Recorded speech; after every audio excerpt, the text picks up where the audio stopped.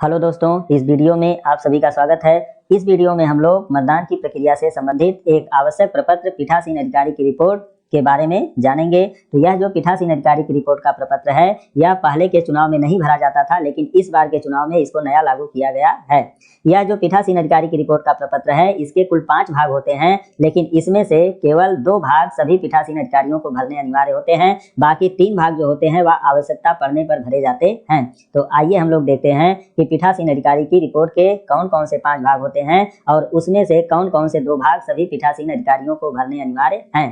तो यह है पीठासीन अधिकारी की रिपोर्ट। उसका यह भाग 1 है मार्क पोल सर्टिफिकेट। यह जो मार्क पोल सर्टिफिकेट होता है, इसको सभी पीठासीन अधिकारी को भरना अनिवार्य होता है। इसका दूसरा भाग जो होता है वह है भाग 2 सीयू में पावर पैक रिप्लेसमेंट। यानी जब आप मतदान करा रहे होते हैं उस समय अगर कंट्रोल यूनिट की जो बैटरी है उसका स्टेटस लो बताने लगता है, तो आपको उस बैटरी को रिप्लेस करना होता है। तो जब आप कंट्रोल यूनिट की बैटरी को रिप्लेस करते हैं तो उससे संबंधित इस सर्टिफिकेट को भरेंगे, अन्यथा इसको नहीं भरा जाएगा। आगे इसमें इसका तीसरा भाग है मतदान पूरा होने के बाद क्लोज बटन को दबाना। यह सभी पीठासीन अधिकारी को भरना अनिवार्य होता है, क्योंकि जब मतदान समाप्त हो जाता है तो सभी पीठासीन अधिकारी को कंट्रोल यूनिट की क्लोज बटन को दबाना होता है। तो जब आप मतदान की समाप्ति के बाद क्लोज बटन को आप दबाते हैं तब आप इसको भरते हैं, और यह प्रपत्र सभी पीठासीन अधिकारी को भरना अनिवार्य होता है। आगे इसका चौथा भाग है ईवीएम वीवीपैट का रिप्लेसमेंट। यानी इलेक्ट्रॉनिक वोटिंग मशीन या वीवीपैट का रिप्लेसमेंट अगर कोई होता है और वह भी मार्क पोल के दौरान, यहाँ पर आप देखेंगे तो लिखा गया है मार्क पोल के दौरान यदि कोई रिप्लेसमेंट हो तो भरा जाए। यानी जब आप मार्क पोल करा रहे होते हैं उसी समय अगर ईवीएम में से कोई यूनिट खराब हो जाती है तो आप उसको रिप्लेस करते हैं, तो उस समय इसको भरते हैं। ध्यान रखिएगा, जब आप मार्क पोल कराएंगे उस समय अगर कंट्रोल यूनिट खराब होगी तो कंट्रोल यूनिट केवल बदला जाएगा, बैलेट यूनिट खराब होगी तो केवल बैलेट यूनिट बदलेंगे, और वीवीपैट खराब होगा तो केवल वीवीपैट को बदला जाता है। कहने का मतलब मार्क पोल के समय जो यूनिट हमारी खराब होती है केवल उसी को हम बदलते हैं। आगे इसका भाग 5 होता है ईवीएम वीवीपैट रिप्लेसमेंट। यह भी उसी से संबंधित है, लेकिन यह जो रिप्लेसमेंट होता है यह वास्तविक मतदान के दौरान होता है। तो अगर वास्तविक मतदान के दौरान कोई रिप्लेसमेंट होगा तब आप इस प्रपत्र को भरते हैं, नहीं तो आप इसको नहीं भरेंगे। अब वास्तविक मतदान के दौरान अगर कंट्रोल यूनिट या बैलेट यूनिट खराब होती है तो तीनों मशीनों को बदला जाता है, लेकिन अगर केवल वीवीपैट खराब होता है तो केवल हम लोग वीवीपैट को बदलते हैं। तो इस प्रकार से जो पीठासीन अधिकारी की रिपोर्ट होती है उसके कुल 5 भाग होते हैं। अब हम लोग एक एक भाग के बारे में जानेंगे कि यह भाग कैसे भरे जा सकते हैं। तो सबसे पहले जो इसका भाग 1 होता है वह है मार्क पोल सर्टिफिकेट का। यह सभी पीठासीन अधिकारी को भरने अनिवार्य है। तो इसमें जो कॉलम होता है सबसे पहले है निर्वाचन का नाम, तो आप यहाँ पर लिखेंगे सामान्य निर्वाचन 2022। आगे है विधानसभा निर्वाचन क्षेत्र असेंबली सेगमेंट की संख्या और नाम। तो यहाँ पर जिस विधानसभा क्षेत्र में आप मतदान करा रहे होंगे उसकी संख्या और नाम को लिखेंगे, जैसे मैंने लिखा 380 मुगलसराय। आगे है लोकसभा निर्वाचन क्षेत्र की संख्या और नाम। तो जिस विधानसभा क्षेत्र में आप मतदान करा रहे होंगे उसकी जो लोकसभा निर्वाचन क्षेत्र रहेगा उसकी संख्या और नाम को आप लिखेंगे यहाँ पर, जैसे मैंने लिखा 76 चंदौली। आगे है मतदेय स्थल की संख्या। तो जो मतदेय स्थल रहेगा उसकी संख्या को आप लिखेंगे, आप चाहे तो उसका नाम भी लिख सकते हैं। आगे अब यहाँ पर है मार्क पोल का संचालन और मार्क पोल डाटा का सत्यापन। तो जब आप मार्क पोल कराएंगे तो इस टेबल को आप कंप्लीट करेंगे। इस टेबल में क्या है, सबसे पहले यहाँ पर है क्रम संख्या, आगे है प्रत्याशी का नाम नोटा सहित। तो आप यहाँ पर प्रत्याशी का नाम पूरा लिख लेंगे, और यह काम आप जिस दिन मतदेय स्थल पर शाम को पहुंचेंगे यानी मतदान के 1 दिन पहले इसको भर के पूरा किए रहेंगे। और उसके बाद यहाँ पर है मार्क पोल में डाले गए मतों की संख्या। अब जब आप मार्क पोल करा रहे हैं तो प्रत्येक प्रत्याशी को आपने कितना मत डाला है उसकी संख्या यहाँ पर लिखिएगा। ध्यान रखिएगा, मार्क पोल में 50 मत कम से कम दिलवाने हैं, और आपको इस प्रकार दिलवाने हैं कि जितने प्रत्याशी नोटा सहित होंगे उनको लगभग बराबर मत पड़ने चाहिए। तो ऐसे करके यहाँ पर संख्या आप लिखेंगे जितने मत जिस प्रत्याशी के रहेंगे। आगे है रिजल्ट की जांच करने पर सीयू में प्रदर्शित मतों की संख्या। यानी जब आप मार्क पोल करा लेंगे तो कराने के बाद टोटल बटन के बाद आप क्लोज बटन को दबाएंगे, और फिर जब रिजल्ट के दबाएंगे बटन को तब जो प्रत्येक प्रत्याशी का रिजल्ट होगा वह कंट्रोल यूनिट के डिस्प्ले सेक्शन पर शो होगा। तो आप उसको यहाँ पर लिखेंगे कि किस प्रत्याशी का कितना मत कंट्रोल यूनिट में है। आगे है वीवीपैट मुद्रित पेपर पर्चियों की प्रत्याशीवार संख्या। यानी जो वीवीपैट में ड्रॉप बॉक्स में पर्ची रहेगी उसको निकालकर प्रत्येक प्रत्याशी की अलग अलग करके आप उसकी संख्या को गिनकर इस कॉलम में भरेंगे। अब आगे है यहाँ पर मार्क पोल के बाद सीयू में प्रदर्शित रिजल्ट में प्रत्याशीवार मत तथा वीवीपैट के ड्रॉप बॉक्स से निकली प्रत्याशीवार पर्चियों की संख्या। यानी कॉलम 4 व 5, यानी कॉलम 4 ये है और कॉलम 5 ये है, बराबर हैं, तो ये दोनों बराबर होनी चाहिए। मतलब कुल मिला के क्या होगा कि यहाँ से लेकर यहाँ तक जो संख्या है ये आपका जिस प्रत्याशी का आप देखें उसका सबका बराबर आना चाहिए। तो इसमें क्या भरना है, अगर बराबर है तो हाँ लिखेंगे, अगर नहीं है तो नहीं लिखेंगे, लेकिन ध्यान रखिएगा कि यहाँ पर हाँ आना चाहिए। अगर नहीं आ रहा है तो इसका मतलब आपकी मशीन खराब है। तो यहाँ पर सब में हाँ हाँ लिखेंगे। आगे है पार्टी निर्दलीय के संक्षिप्त नाम के साथ पोलिंग एजेंटों के हस्ताक्षर, मतलब जो आपके पास मतदान अभिकर्ता होंगे वह किस पार्टी के हैं उसका नाम यहाँ पर लिखवाएंगे और उसके आगे उनका हस्ताक्षर करवाएंगे। अगर कोई निर्दलीय प्रत्याशी का मतदान अभिकर्ता होगा तो उसका यहाँ पर निर्दलीय लिखवा के उसके आगे उसका हस्ताक्षर कराएंगे। तो इस तरह से यह टेबल आपकी पूरी हो जाएगी।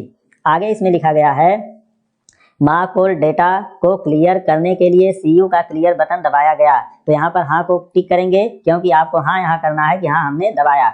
आगे यहाँ पर है यदि हाँ तो इस वाक्य को निम्न स्थान में स्याही से लिखिए। मतलब अगर आपने दबाया है, सही है, तो आपको यही लाइन जो यहाँ से यहाँ तक है इसको अपनी पेन से यहाँ पर खाली स्थान रहेगा यहाँ पर लिखना होगा। जैसे मैंने यहाँ पर लिख दिया मार्क पोल डेटा को क्लियर करने के लिए सीयू का क्लियर बटन दबाया गया है, तो इस लाइन को आपको अपनी पेन से यहाँ पर लिखना होगा।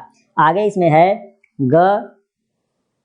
मार्क पोल के बाद वीवीपैट के ड्रॉप बॉक्स से सभी पर्चियां निकाल ली गई हैं, तो ये भी हाँ रहेगा क्योंकि आप ये कर चुके होंगे। आगे है वीवीपैट के ड्रॉप बॉक्स से सभी पर्चियां निकालने के बाद वीवीपैट का खाली ड्रॉप बॉक्स सभी पोलिंग एजेंटों को दिखाया गया है, तो ये भी हाँ रहेगा क्योंकि ये दिखाना आपको अनिवार्य होता है। आगे है वास्तविक मतदान से पहले सुनिश्चित करें कि वीवीपैट ड्रॉप बॉक्स में कोई मुद्रित पेपर पर्ची नहीं है और वीवीपैट का खाली ड्रॉप बॉक्स सभी पोलिंग एजेंटों को दिखाया गया है। तो मतलब ये भी आप हाँ करेंगे, मतलब सब हाँ आपका रहेगा। कहीं पर अगर नहीं करेंगे तो फिर आपको बाद में दिक्कत होगी। आप चाहें तो हाँ पर सही का टिक लगाइएगा और आप चाहें तो नहीं को काट भी सकते हैं और हाँ को ऐसे रहने देंगे। जैसे आपको उचित लगे वैसे आप इसको कर सकते हैं। आगे इसका च है पोलिंग एजेंटों को कुल वोट शून्य दिखाने के लिए कंट्रोल यूनिट पर टोटल बटन दबाया गया है। मतलब जब आप जो कंट्रोल यूनिट होती है उसकी मेमोरी को क्लियर करते हैं क्लियर के बटन को दबाकर, तो उसके बाद जब वास्तविक मतदान आप शुरू कराने जाते हैं तो सबसे पहले आपको पोलिंग एजेंटों को कंट्रोल यूनिट की टोटल बटन को दबा के दिखाना होता है कि उसमें कुल वोट शून्य दिखा रहा है। तो यहाँ पर भी हाँ को आप सही करेंगे और नहीं को काट देंगे। आगे है फिर 6 मार्क पोल के बाद वीवीपैट ड्रॉप बॉक्स से एकत्र सभी पर्ची पर मार्क पोल स्लिप की मोहर। आपको एक मोहर मिली होगी जो या मार्क पोल की स्लिप होगी, उस पर सभी पर उसके पीछे लगाना होता है। सभी पर्चियों को काले लिफाफे में सील किया गया है तथा पुनः काला लिफाफा प्लास्टिक के बॉक्स में पिंक पेपर सील से सील कर दिया गया है। तो यहाँ पर भी हाँ करेंगे। तो इसमें होता क्या है कि जो मार्क पोल पर्ची होती है वीवीपैट के ड्रॉप बॉक्स में, उसको आप निकालते हैं। निकालने के बाद उसके पीछे जो होता है वह मार्क पोल स्लिप की मोहर एक मिली रहती है, उसको लगाएंगे और लगाने के बाद काले रंग का एक लिफाफा मिला होता है उसमें उसको रखते हैं, रखकर उसको चिपका के सील कर देते हैं। और करने के बाद एक प्लास्टिक का डिब्बा मिला होता है उसमें उसको रख कर फिर उसके ऊपर पिंक पेपर सील एक रहती है उसको लपेट कर उसको ऊपर से सील कर दिया जाता है। तो ये आपने कर दिया है, तो इसको भी हाँ करेंगे। आगे है निम्न की उपस्थिति साक्ष्य में मार्क पोल किया गया तथा यह प्रमाणित किया गया कि मार्क पोल के मतों को सीयू के रिजल्ट तथा वीवीपैट पर्चियों से तुलना की गई जो सही पाई गई। मार्क पोल के बाद सीयू से मार्क पोल में पड़े मतों को क्लियर कर दिया गया है। तो अब यहाँ पर जो क्रम संख्या है इसमें आप क्रम संख्या डालेंगे, पोलिंग एजेंट का नाम आप यहाँ पर लिखेंगे और उनकी पार्टी का नाम यहाँ पर लिखेंगे और उनके अभ्यर्थी यानी उम्मीदवार या प्रत्याशी जो होंगे उनका नाम लिखेंगे। आगे यहाँ पर पोलिंग एजेंटों के आप हस्ताक्षर करा देंगे और फिर इसके बाद है सीयू पर प्रदर्शित समय भारतीय मानक समय से इतना मिनट कम या अधिक है। तो जैसे हो सकता है आपके पास जो मोबाइल या घड़ी हो उसके समय और कंट्रोल यूनिट के समय में कुछ भिन्नता हो 2, 4, 10 मिनट की, तो आप उसको यहाँ पर लिखेंगे कि कितने मिनट की भिन्नता यहाँ पर पाई जा रही है। अगर कुछ होगा तो लिखिएगा, नहीं तो यहाँ पर 0 0 कर दीजिएगा। और आगे है यदि कोई हो तो, मतलब अगर कुछ रहेगा तो यहाँ पर भरेंगे, नहीं तो यहाँ पर 0 0 कर देंगे।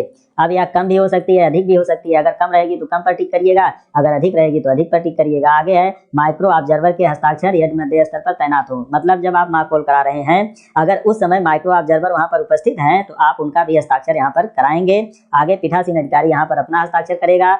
आगे है एतद द्वारा यह प्रमाणित किया जाता है कि वास्तविक मतदान शुरू होने से पहले सभी मतदान अधिकारियों की उपस्थिति में यह सुनिश्चित करने के लिए सीयू में कुल वोट शून्य है। सीयू का टोटल बटन दबाया गया, तदनुसार अपने मंतव्य पर सही निशान लगाएं।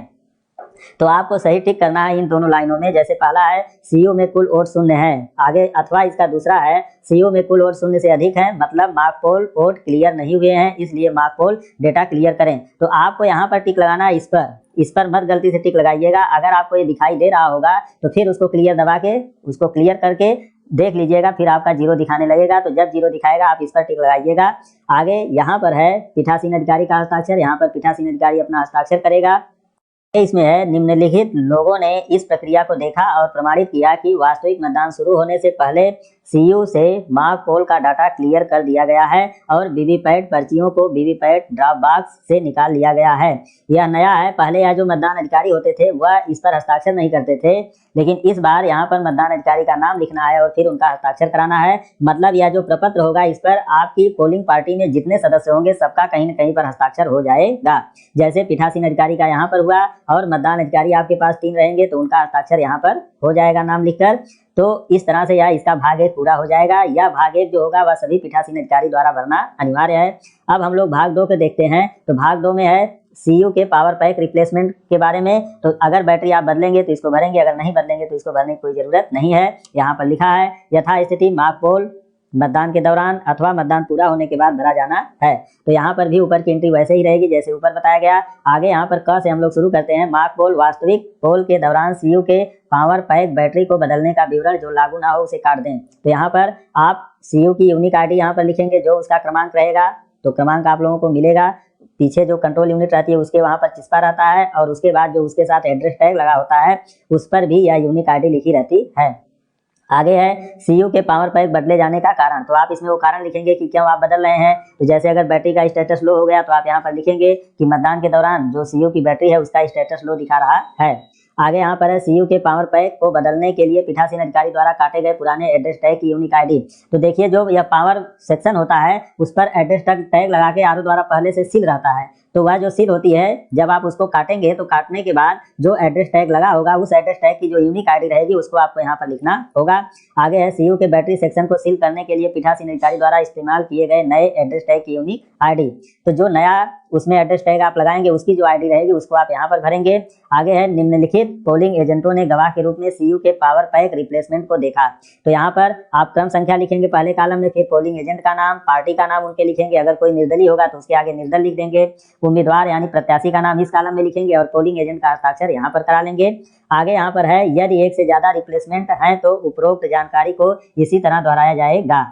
तो मतलब अगर 1 से अधिक बार बैटरी को रिप्लेस करना पड़ा तो आप इसी प्रपत्र को जितनी बार आप रिप्लेसमेंट करेंगे उतनी बार इसको भरना होगा।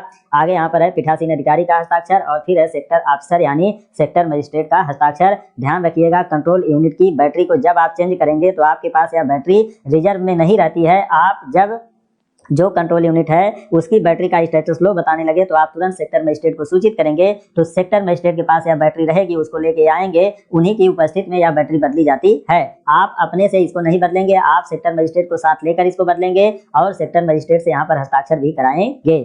आगे इसका तीसरा भाग होता है मतदान पूरा होने के बाद क्लोज बटन दबाने का प्रमाण पत्र। तो यह जो प्रमाण पत्र होता है यह सभी पीठासीन अधिकारियों को भरना अनिवार्य होता है। तो यहाँ पर देखिए लिखा गया है मार्क पोल मतदान के दौरान और मामले स्थिति के आधार पर मतदान पूरा होने के बाद भरा जाना है। आगे इसकी जो आवश्यक एंट्री है ऊपर इसको वैसे ही भरेंगे जैसे पहले बताया जा चुका है। आगे यहाँ पर देखिए क्या लिखा गया है कि यह प्रमाणित किया जाता है कि मैंने मतदान की समाप्ति पर निम्नलिखित की उपस्थिति में सीयू के क्लोज बटन को दबाया। तो यहाँ पर क्रम संख्या और यहाँ पर जो मतदान अधिकारी आपके साथ रहेंगे उनका नाम और पद नाम आप लिखेंगे और फिर उनका हस्ताक्षर यहाँ पर कराएंगे। और आगे यहाँ पर है क्रम संख्या और यहाँ पर पोलिंग एजेंट जो होंगे यानी मतदान अभिकर्ता जो होंगे उनका यहाँ पर नाम, उनके पार्टी का नाम, फिर उनके उम्मीदवार का नाम और फिर उस पोलिंग एजेंट यानी मतदान अभिकर्ता से यहाँ पर हस्ताक्षर करा लेंगे और नीचे पीठासीन अधिकारी अपना हस्ताक्षर कर देगा। तो यह प्रपत्र पूरा हो जाता है। अब इसके बाद इसका जो चौथा भाग है वह है ईवीएम वीवीपैट का रिप्लेसमेंट। अब यहाँ पर मार्क पोल के दौरान यदि कोई रिप्लेसमेंट हो तो भरा जाए, यानी मार्क पोल के दौरान ही अगर कोई मशीन खराब हो गई तब इसको आपको भरना होगा। यहाँ ध्यान रखिएगा अगर मार्क पोल के दौरान जो यूनिट हमारी खराब होती है केवल उसी को हम बदलेंगे तो इस प्रपत्र को हम भरेंगे। ऊपर की एंट्री वैसे ही है जैसे मैंने पहले बताया है। यहाँ पर निर्वाचन का नाम तो सामान्य निर्वाचन 2022, विधानसभा निर्वाचन क्षेत्र असेंबली सेगमेंट की संख्या और नाम, तो यहाँ पर जिस विधानसभा क्षेत्र में आप मतदान करा रहे होंगे उसकी संख्या और नाम आप लिखेंगे। आगे है लोकसभा निर्वाचन क्षेत्र की संख्या और नाम, तो जहां पर आप मतदान करा रहे होंगे वह जिस विधानसभा क्षेत्र में आता होगा वह विधानसभा निर्वाचन क्षेत्र किस लोकसभा निर्वाचन क्षेत्र में आता है उसकी संख्या और नाम यहाँ पर लिखना होगा। आगे है मतदेय स्थल की संख्या, तो यहाँ पर आप संख्या लिखिए, आप चाहे तो इसका नाम भी लिख सकते हैं।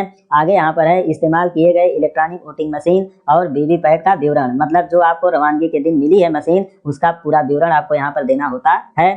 और उसके बाद जब आप रिप्लेसमेंट करते हैं तो उसका भी विवरण इसमें भरते हैं।